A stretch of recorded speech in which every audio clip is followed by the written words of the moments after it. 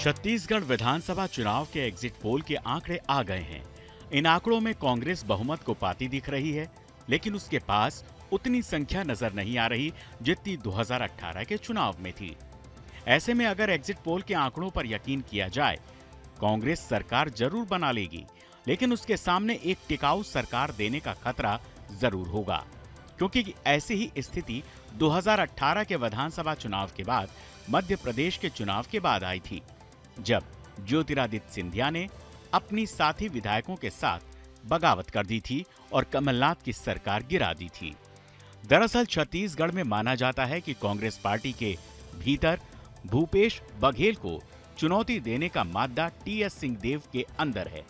पिछले 5 सालों में कई बार ऐसी खबरें आई थीं कि टीएस सिंहदेव नाराज चल रहे हैं और आखिरकार सरकार के आखिरी साल में उन्हें डिप्टी सीएम भी बनाया गया। ऐसे में सवाल ये भी है कि अगर एग्जिट पोल्स के हिसाब से नतीजे भी आते हैं तो कांग्रेस के लिए सीएम का चुनाव करने में परेशानी आ जाएगी या नहीं। हालांकि जानकारों का मानना है कि टीएस सिंहदेव की तुलना ज्योतिरादित्य सिंधिया से नहीं की जा सकती। जो 2020 मार्च में ज्योतिरादित्य सिंधिया कई एमएलओ के साथ वहां पहुंच गए, तो भूपेश टीएस सिंहदेव या भूपेश बघेल के बीच में अनबन जरूर है, लेकिन एक बड़े नंबर में एमएलए टीएस सिंहदेव लाने में सफल होंगे, इस पे बड़ा सवाल है। दूसरा, हर व्यक्ति का कैरेक्टर अपने आप में कुछ अलग होता है। कुछ लोग तात्कालिक परिस्थितियों से समझौता कर अपनी विचारधारा को बदल लेते हैं। भूपेश बघेल के टीएस सिंहदेव के सामने ऐसे कई इंसिडेंट इन 5 सालों में आए, या ये कहें कि कांग्रेस बड़ी मेजोरिटी में थी इसलिए नहीं गिरा पाए।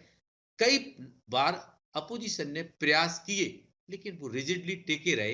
हालांकि उनको डिप्टी सीएम भी बनाया गया, तो हो सकता है कि कांग्रेस बैलेंस बिठाने में, जैसा कि राजस्थान में देखा हुआ कि दोनों सचिन पायलट और अशोक गहलोत में जो बैलेंस बिठाने में पार्टी सक्सेस रही, हो सकता है कि यहां पर वो सफल हो जाए।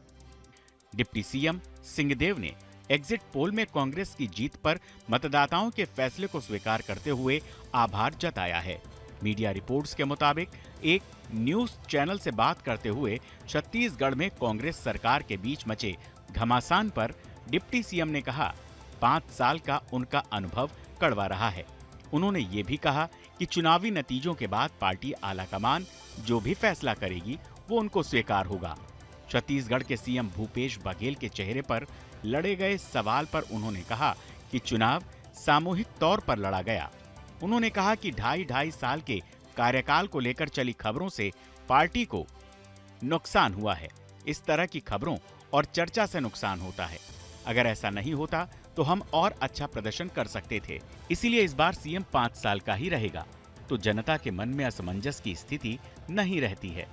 बहरहाल अब देखना होगा फाइनल नतीजे क्या आते हैं और उसके बाद कांग्रेस आलाकमान फैसला क्या लेती है।